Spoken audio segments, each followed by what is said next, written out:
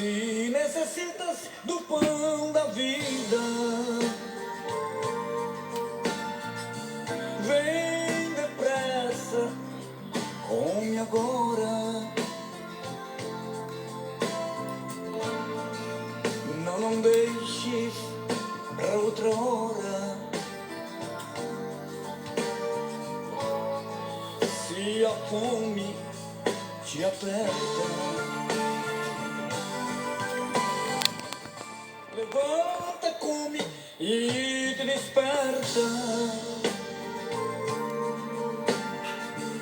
E vês que surge uma nova aurora. Pois tudo agora é alegria. A tua alma já não chora. Se o teu Senhor te chama, se sua voz tu já conheces, mata a fome que te padece, te alimenta no Senhor.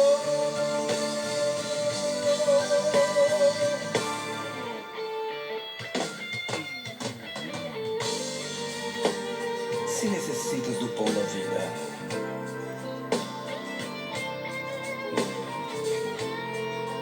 vem depressa e come agora.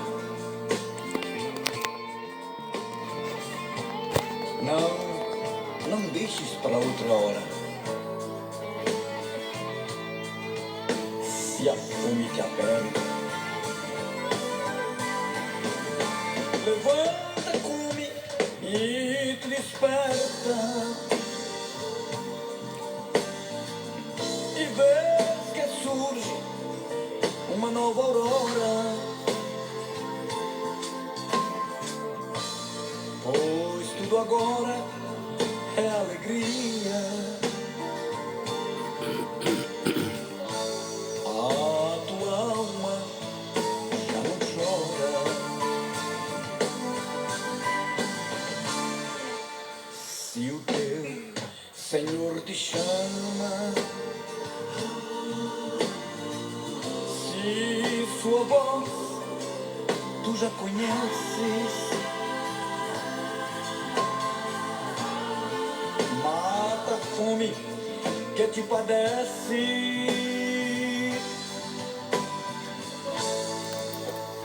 te alimenta no Senhor.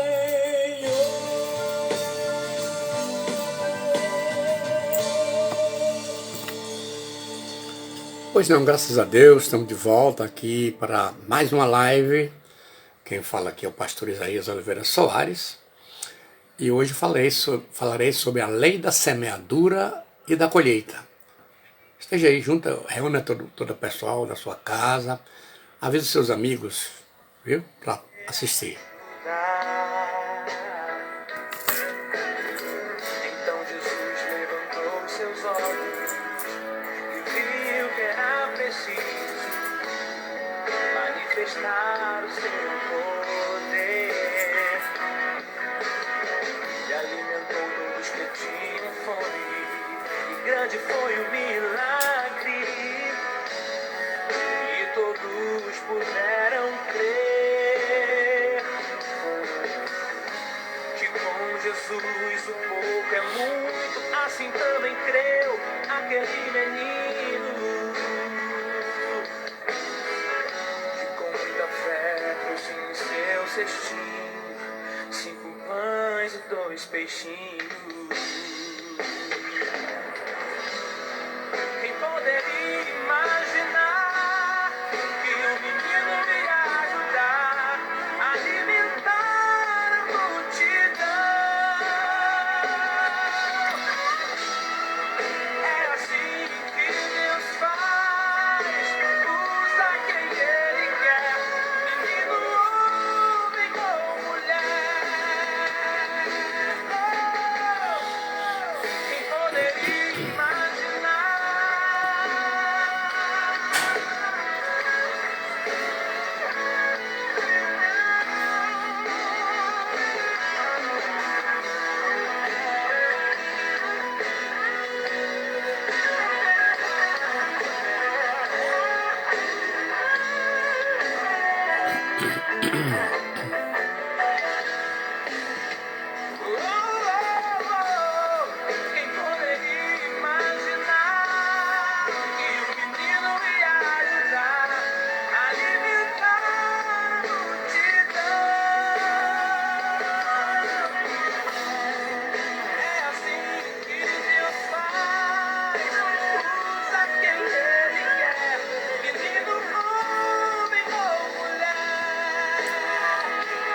Pois não, graças a Deus por essa oportunidade maravilhosa. Eu quero cumprimentar a todos com a paz do Senhor Jesus.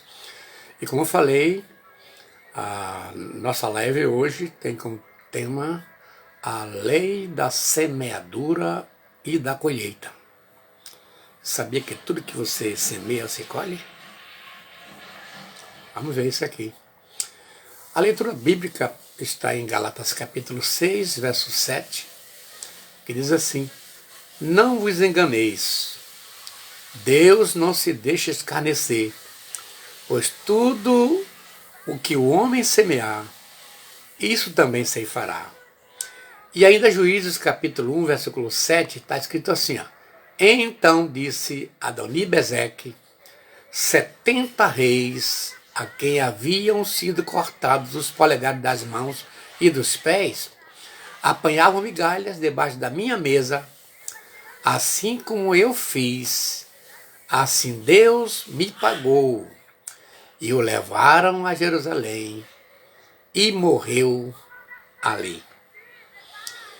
Bem, antes de adentrarmos a esse conteúdo, eu quero mostrar que a Bíblia menciona várias leis.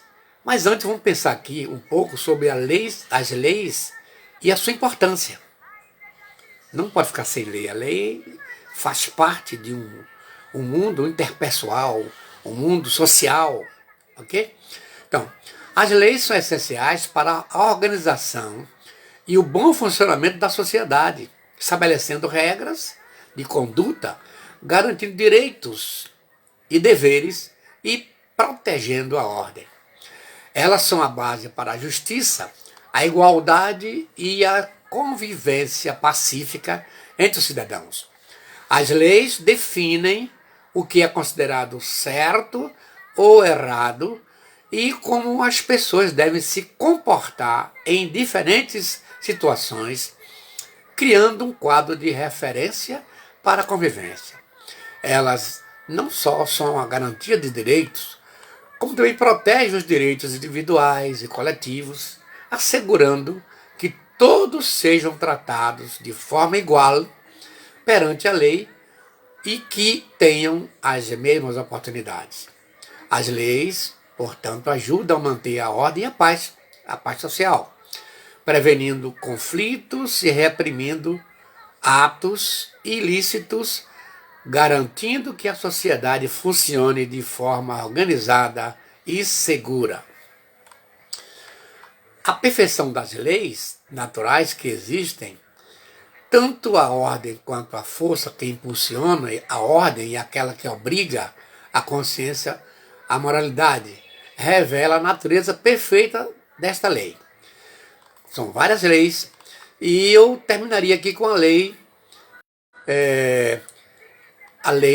leis mencionadas na Bíblia. Vou mostrar a vocês aqui agora.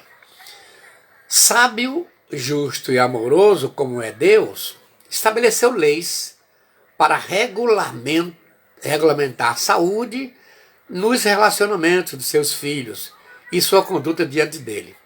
As leis não existem para proibir a liberdade saudável, mas para ampliar seu significado e explicar seu sentido.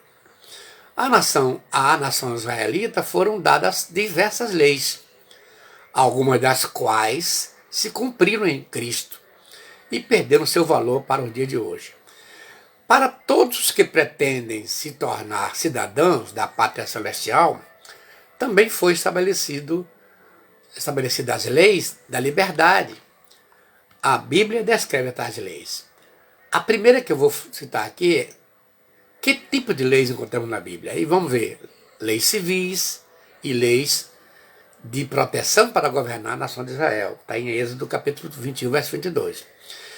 Leis cerimoniais, envolvendo sacrifícios e ofertas de animais específicas para o santuário, como está em Levítico capítulo 1 a 4. E leis da saúde, para a felicidade e bem-estar do ser humano, como está em Levítico capítulo 11.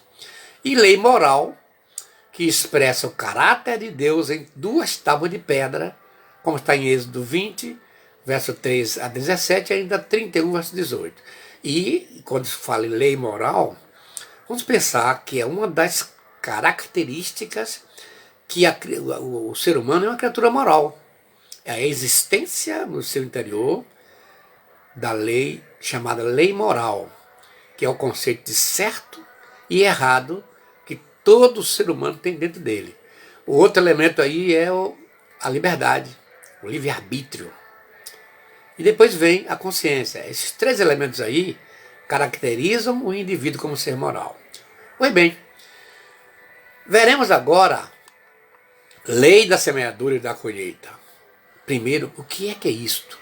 O que é que se entende por lei da semeadura e colheita, pastor? A lei da semeadura é um princípio geral que ensina que todos colhem aquilo que semeiam. Isso aqui é terrível, porque muita gente está aí, assim, aéreos. A Bíblia não usa essa expressão, mas ensina essa verdade em diversos versículos, em diferentes analogias. Aí vem aqui, fundamentando, vamos ver Gálatas 6, verso 7, não vos enganeis, de Deus não se zomba, pois aquilo que o homem semear, isso também você fará. Isso aqui é muito forte. Jó 4, verso 8 diz assim, pelo que tenho observado, quem cultiva o mal e semeia a maldade, isso também colherá. Colossenses 3, 25, Paulo fala assim, ó, quem cometer injustiça, receberá de volta injustiça, e não haverá exceção para ninguém. E Provérbios 11, verso 18 diz assim, o ímpio recebe salários enganosos, mas quem semeia a retidão, colherá ou colhe segurança e recompensa. Agora, eu vou fazer aqui uma relação entre semeadura e proporcionalidade. Exemplo, um pé de milho geralmente produz uma ou duas espigas. E é possível que um pé produza até 4, depende muito do terreno, da época do ano, do tipo da semente. E uma espiga de milho, em média, pode ter 500 a 800 grãos. 500 a 800 grãos, dependendo do ambiente e das práticas de produção. Algumas espigas podem ter 16 linhas de grãos, com 30 grãos por linha. O número de grãos por espiga pode variar dependendo do tamanho e do tipo da espiga. Então, olhando bem, se nós transliterarmos esse aspecto da lavoura, da agricultura, ó, você planta um grão de milho e ele pode produzir 2 até 4 espigas, com um total de 500 até 800 grãos. Pensem bem, essa proporcionalidade da semeadura, quando você translitera isso para o lado espiritual, fica muito complicado e a gente precisa entender isso aqui. Que não é você planta um grão de milho, não vai sair só um grão, vai sair um pé com 2 ou 4 espigas. E se for isso, 500 ou 800 grãos, fica realmente complicado. Mas não é só o milho não. Tem aqui um caroço de jaca, por exemplo. Quando plantado, leva cerca de 3 a 4 anos para começar a produzir frutos. A jaqueira ela precisa de estruturar suas raízes para poder carregar de jaca, que é um peso. Né? Então, uma jaca pode ter dezenas ou centenas de bagos, como chamamos aqui no Nordeste, dependendo do tamanho e variedade.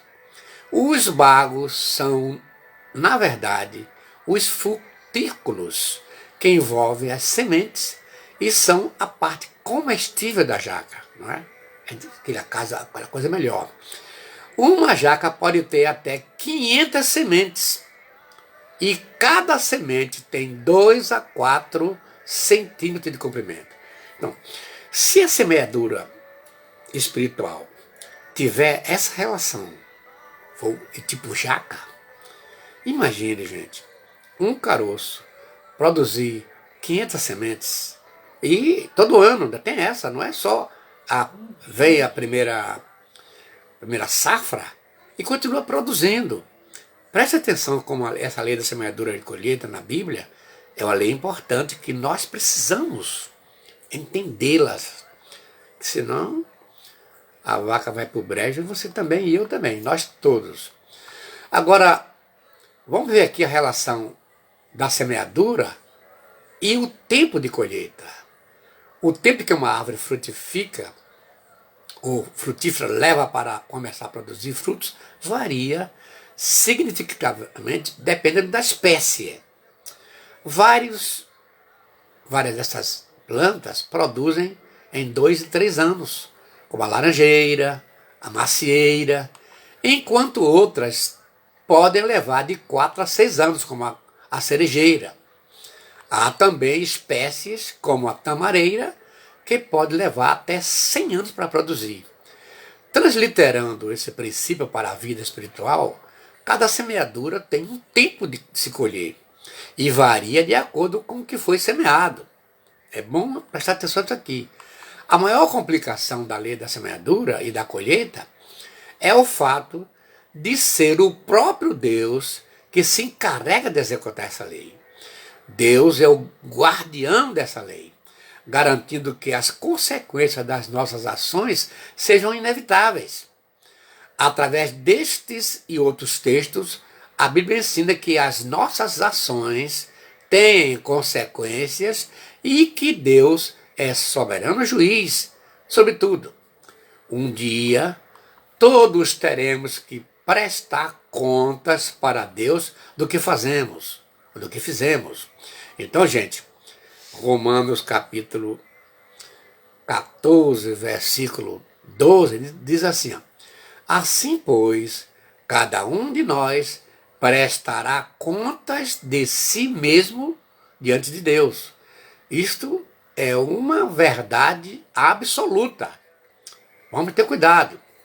Agora, vou passar aqui para a parte mais nevrálgica dessa palestra, dessa live, notificando a vocês pessoas que colheram o que semearam. Eu estou pegando só aqui a Bíblia. E só pegando, não vou pegar tudo, porque o tempo não dá. Mas vou citar aqui, número 1 aqui, Davi. Este homem de Deus, o homem que o próprio Deus, encontrei em Davi, o homem segundo o meu coração, como está em 2 Samuel 12, versos 5 e 6.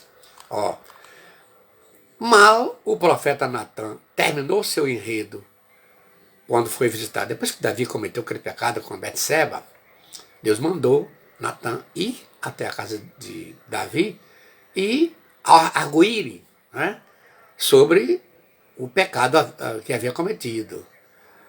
Que está no verso 5 do texto citado.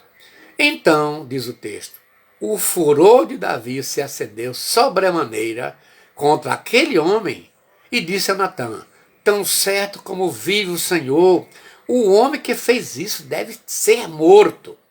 E pela cordeirinha restituirá 4 vezes porque fez tal coisa e porque não se compadeceu. Olha bem, Natã chegou de mansinho e contou uma história de Davi.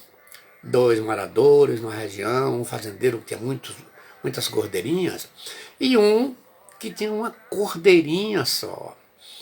E o que aconteceu? Vieram os visitantes para a casa do fazendeiro rico. O fazendeiro, em vez de pegar das suas cordeirinhas, pegou a cordeirinha do vizinho. Oh, mas Davi ficou bravo.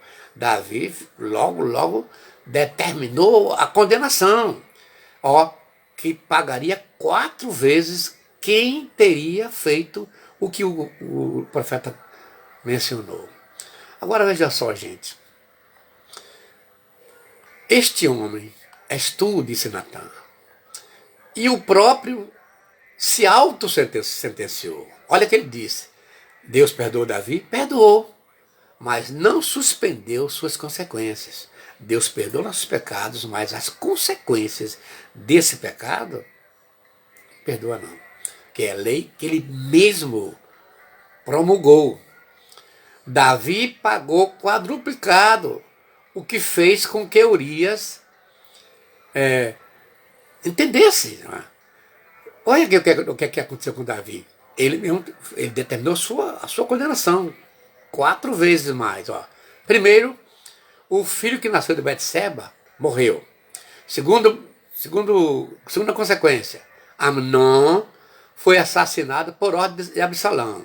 Terceiro, Absalão foi assassinado por Joabe. E finalmente, quarto, Adonias foi morto por ordem de Salomão. 4 filhos de Davi foram mortos porque a espada do Senhor não se apartou da sua casa. Olhe bem, assim que Davi reconheceu o seu pecado, Natan falou com ele, mas Deus te perdoou. Perdoou o pecado. Mas consequências, gente. Consequências são resultados da nossa semeadura. Deus nem perdoa e nem nos livra. Aí ninguém vai orar, porque Davi orou. Ficou um tempo sem jejum. Mas, ó, nem adianta você orar, jejuar, fazer campanha de oração, fazer vigílias, para Deus livrar você de pagar ou de colher aquilo que você semeou, que nós semeamos. Não tem jeito, gente. Isso aqui é muito sério. E o segundo homem que eu estou trazendo aqui, segundo que também colheu o que semeou, Jacó. Conhecido como enganador, suplantador, que até os pregadores acham que Jacó, com esse nome de suplantador, o camarada tinha uma energia terrível para conquistar, correr atrás do que ele sonhava. Mas não, o preço que ele pagou não foi por conta dessa índole lutadora, não. Jacó pagou o preço porque traiu a seu irmão, acabou colhendo muito, como está, a sua história pode ser lida no capítulo 29 de Gênesis. Jacó sofreu muito na casa de Labão. Ele colheu com muita intensidade o que ele fez com seu irmão Esaú. A colheita é sempre maior do que você semeia. Primeiro, o que aconteceu com Jacó? Foi enganado. Labão enganou Jacó, dando-lhe Léia em vez de Raquel no casamento, e depois pediu que ele trabalhasse mais 7 anos para poder casar com Raquel. Olha, Jacó trabalhou por conseguir, 7 anos para conseguir Raquel. E na hora de entregar Raquel, Labão entregou Lia ou Léia. Ela tinha uma beleza nos olhos. Raquel era linda. Quando Jacó questionou, não, é porque aqui tem um costume tal, fez lá suas explicações esfarrapadas. Mas se você quiser Raquel, tem que trabalhar mais 7 anos. Ó, como Jacó começou a pagar. Em segundo lugar, sofreu injustiça. Teve seu salário mudado 10 vezes na casa de Labão. Labão não pagava um salário justo. Mesmo, e ainda mudou 10 vezes. Mudando seu salário várias vezes. E também acusava Jacó de ter enriquecido às custas de seu pai. Olha bem, ele roubou-lhe o direito de primogenitura de Esaú. O que ele queria com isso? Ficar rico. Já que o direito de primogenitura era o dobro da herança do pai, cabia para o primogênito. E ele roubou. Agora, olha só o que está pagando aqui. Jacó foi acusado de ter se enriquecido às custas do seu pai. Claro que não foi isso. A gente sabe que Deus teve um cuidado especial com Jacó e não foi enganando que ele ficou rico. Mas olha, ele pagou um preço alto. A terceira coisa que Jacó sofreu é a perseguição. Jacó foi constantemente perseguido por Labão e por seus filhos, que o caluniaram quando acusaram de enriquecer às custas do pai. Eu posso entender aqui, quando Labão, olha a esperteza de Labão, separou as ovelhas listadas, levou para um outro pasto e entregou a Jacó as ovelhas brancas. E disse, ó, a partir de agora, toda ovelha listada que nascer aí das brancas é teu salário. Deus viu esse engodo de Labão. Disse, ó Jacó, apesar de toda essa enrolação de Jacó, Deus tinha um carinho especial com Jacó, como tem com você, tem comigo. E outra coisa, o carinho que Deus tem comigo, com você, independe de seu estado espiritual, se você é um crente sincero, se não é, se você peca, se não peca, se você entrega a Deus, se não entrega, se você é fiel nas coisas com Deus. Independe, porque se Deus for olhar para as nossas imperfeições, Isaías diz que nossas justiças são como trapo de imundícia. E aqui em português quase que as pessoas não entendem o que é trapo. Em espanhol, trapo é aquele pano de chão que passa ali, que limpa, a criança defeca ali, vem, ou urina, ou alguém sangra. Esse pano que vai entrar em contato com aquele piso para limpar. Então, Isaías diz que a nossa justiça perante Deus é como esse trapo de imundícia. Então, nós não somos perfeitos. E Deus reconheceu que Jacó tinha esse lado ruim. Mas, quando Jacó, eu estou vendo que teu sogro Labão está sendo esperto contigo, mas ó, vai até o bebedouro das ovelhas e coloca ali varinhas. E há de ser que quando a ovelha vem beber água, ela vai fixar as varinhas e a partir daí todo bebê que nascer nas ovelhas serão listados. Deus que deu essa solução. E a gente sabe que isso aqui é uma situação biológica. A mulher, por exemplo, dos primeiros meses de gravidez, não deve olhar para alguma coisa de modo impressionante e se impressionar com a imagem. Essa imagem pode ser reproduzida para bebê. Eu tenho essa experiência que uma filha nossa, nasceu no Equador, a Rebeca, tem um sinal do coelho. E a esposa do missionário que já foi da nossa casa, a história de Santa Rita, da igreja São Deus de Santa Rita, na Paraíba, ela ficou tão impressionada porque lá vende coelhos assim como vende galinha no mercado. Aqui é difícil você para encontrar um coelho para comprar, não. Lá ele leva aquele saco cheio de coelho branco, preto, marrom, pequeno, grande. E ela nunca tinha visto aquilo. Quando viu os coelhos, ficou tão impressionada, ela estava grávida, na primeira gravidez. Resultado, quando a menina nasceu, eu fui à maternidade para vê-la e vi que a menina estava com os olhos e os lábios idênticos a de coelhos. Mas voltando ao caso de Jacó. Então, a partir daí, as ovelhas, quando davam crias, as crias nasciam listadas. E com isso, Jacó enriqueceu. Não foi trama, não foi que Deus orientou. Agora, Jacó teve que passar algumas dificuldades. Trabalhou duro e passou diversas dificuldades, como o calor e o frio, a falta de descanso durante seus 20 anos na casa de Labão. Em resumo, a estadia de Jacó na casa de Labão foi caracterizada por enganamento, injustiça, perseguição e sofrimento. Então Jacó colheu o que ele plantou e com uma intensidade inimaginável, gente. Não dá para você comparar o engano que ele fez com Esaú com o que ele sofreu na casa de Labão.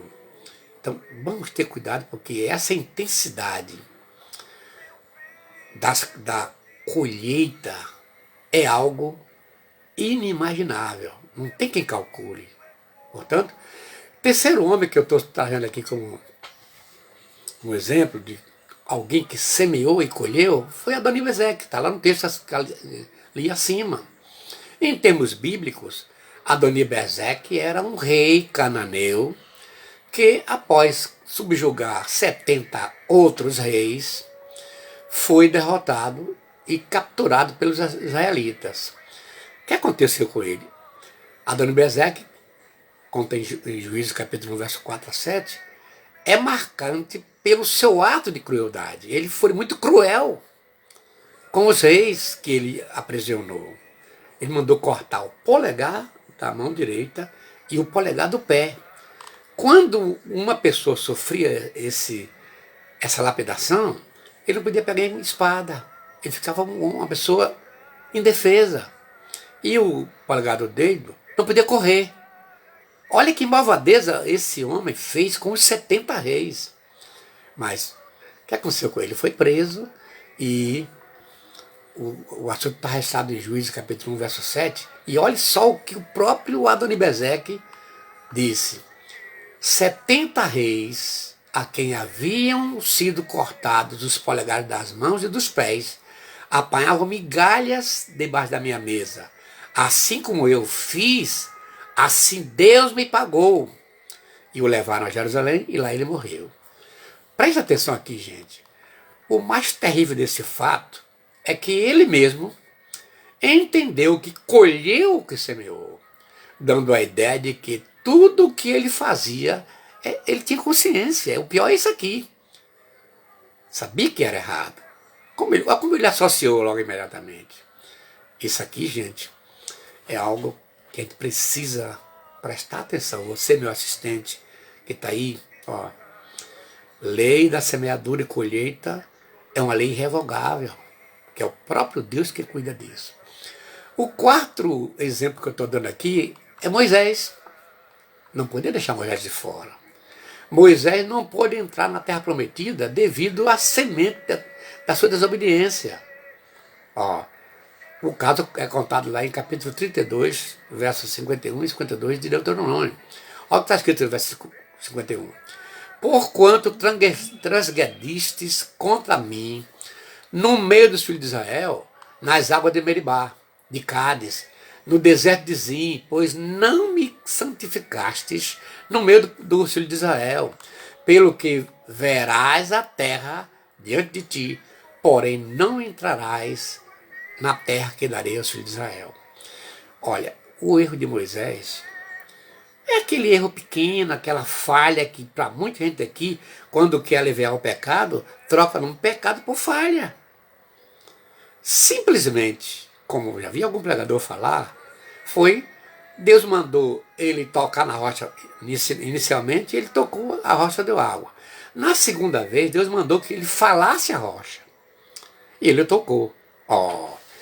Mas, aparentemente, parece que Deus foi muito carrasco em impedir um homem como Moisés entrar na terra prometida só pelo fato dele não ter falado, a rocha ter tocado. Parece uma falha simples, não é? Mas não é não. Porque Paulo diz lá em Romanos que aquela pedra era Jesus, que era Cristo. Deu para entender a gravidade da situação? E o que aconteceu?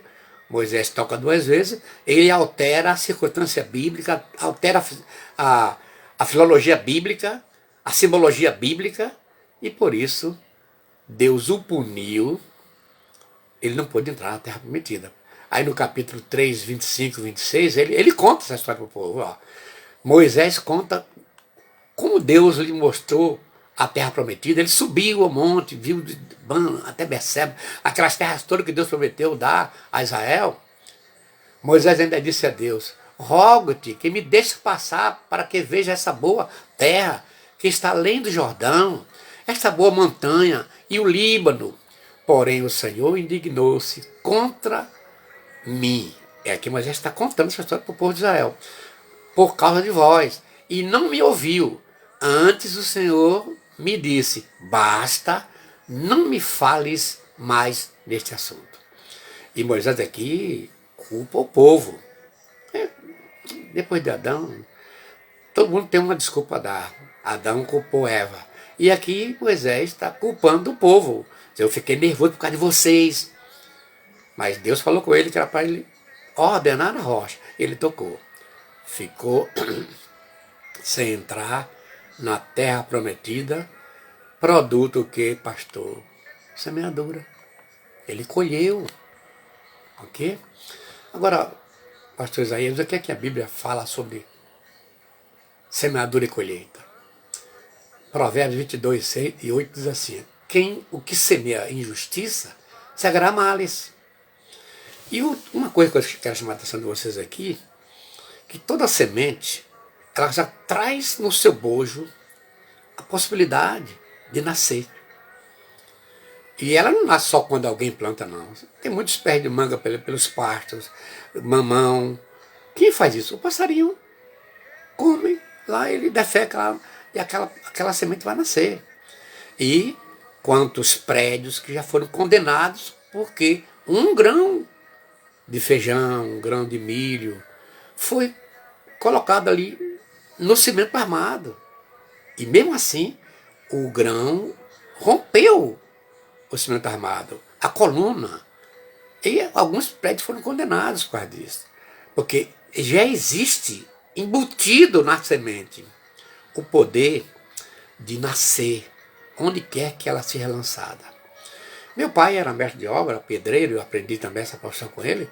Ele, toda vez que ia fazer coluna de cimento armado, ou piso, ele mandava peneirar areia.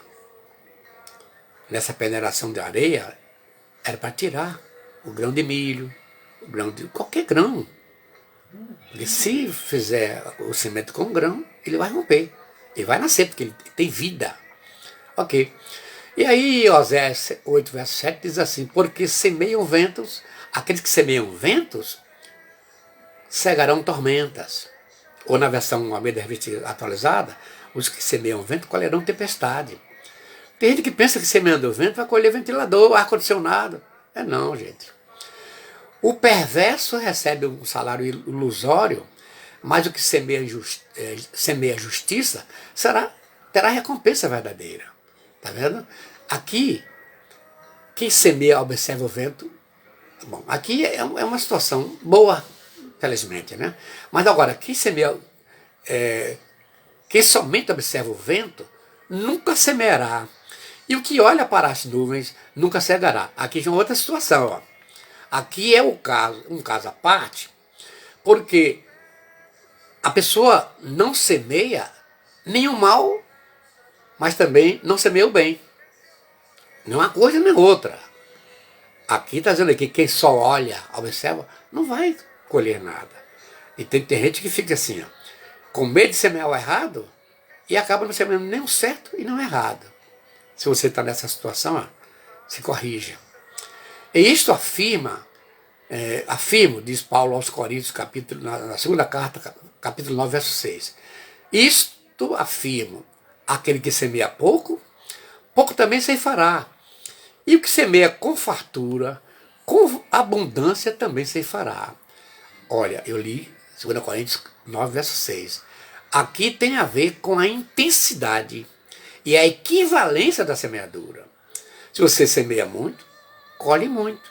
Semeia pouco, colhe pouco. Quem quer semear só um caroço de milho, vai nascer um pé com 3 espigas, 600 grãos e pronto. Mas quem planta uma roça de milho, vai colher muitos milhos.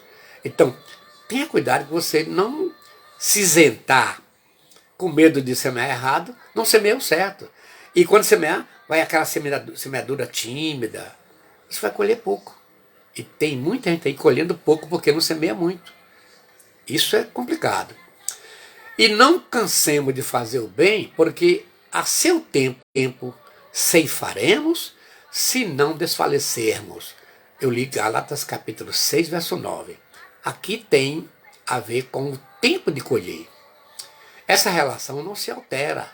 Cada semeadura tem o seu tempo próprio de colher. Nem precisamos ficar apressados e ansiosos. Tem um tempo de colher. Agora, isso aqui, quando transliterado para a vida espiritual, gente, é outra coisa complicada. Que tem um homem pratica um pecado aqui, ele está jovem, está solteiro, aí passa, não confessa, aquilo fica lá, ele casa, depois de muitos anos, aquilo vem à tona, como foi o caso daquele casal que a internet ficou sabendo aí, depois de 90 anos, o casal se divorciou por conta de um erro, de uma semeadura que aconteceu por parte dele, muitos anos antes. Gente, vamos ter cuidado. Quem semeia, colhe. E colher não é coisa boa, não. Eu falei aqui, o camarada está aí à vontade, não liga para ninguém, solteiro, não tem nenhuma função na igreja, comete o pecado. Logo em seguida ele casa, se torna um obreiro, se torna até um pastor, um evangelista, daqui a pouco vem à tona aquele erro, aquela... E agora para ele colher aquilo que ele semeou? Isso tem sido uma situação trágica para muita gente. Agora, além da semeadura, é um princípio que não podemos evitar. Aquilo que a gente semeia, a gente colhe. Isso aqui, gente, vamos prestar bem atenção. E essa lei tem impacto sobre todas as áreas de nossa vida, não é só na área física, mas também na área familiar, na área profissional, na área financeira. Tem aqui os textos aqui que eu não posso ler por causa do tempo. Na área familiar você tem o Salmo 128, verso 1 a 4, Provérbios 22, verso 6. Na área profissional você tem Provérbios 22, 29. Na área financeira você tem 2 Coríntios 9, 6 a 11. Então, tenha cuidado, gente. Vamos ter cuidado. Muito cuidado, porque quem semeia, colhe. Vai mudar teu ser pra te socorrer. Vai mudar teu ser. Vai mudar teu ser. Vai mudar teu ser. Vamos agora ver as reflexões finais. Número 1, você acabou de ouvir que a lei da semeadura e da colheita foi instituída por Deus e é uma lei irreversível. Tudo que se semeia, se colhe. Observando-se a equivalência da semeadura, que tem a ver com a quantidade que se semeia, classificada como pouco ou muito. E quanto ao tempo de colheita, a semeadura varia de acordo com o tipo de semeadura. Cada semeadura tem um tempo próprio de colheita. Isso aqui, a gente não pode esquecer isso aqui não.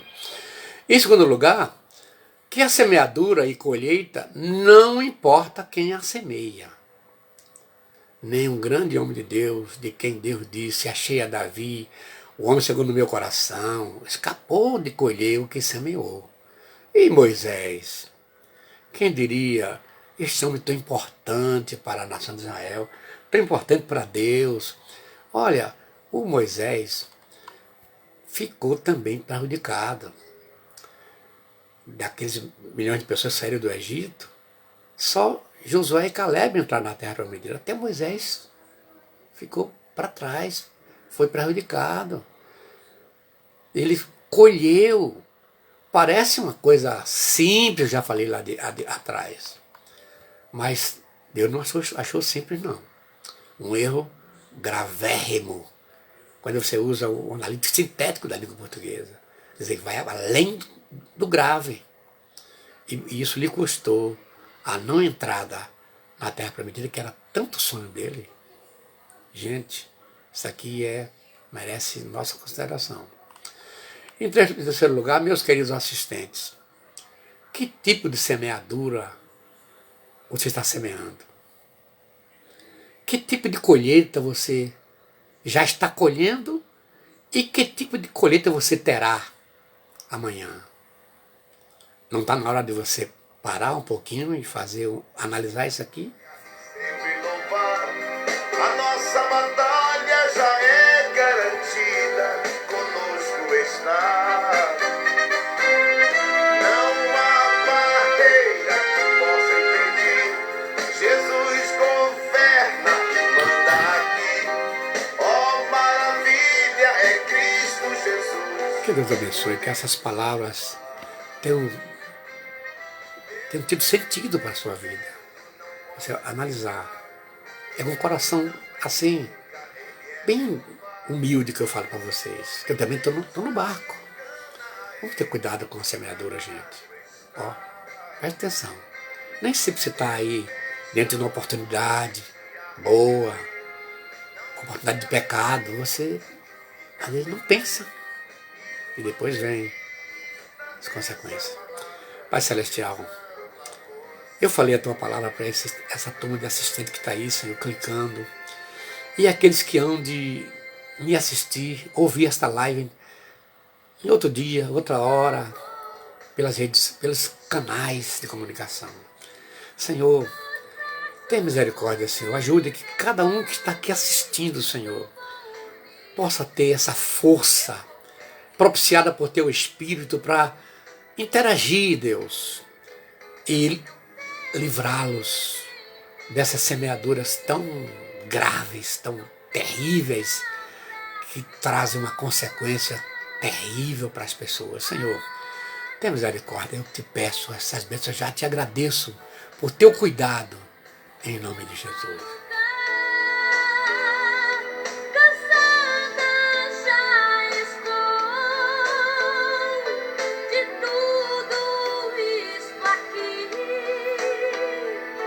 Jesus, por mim espera. Adeus, eu vou partir.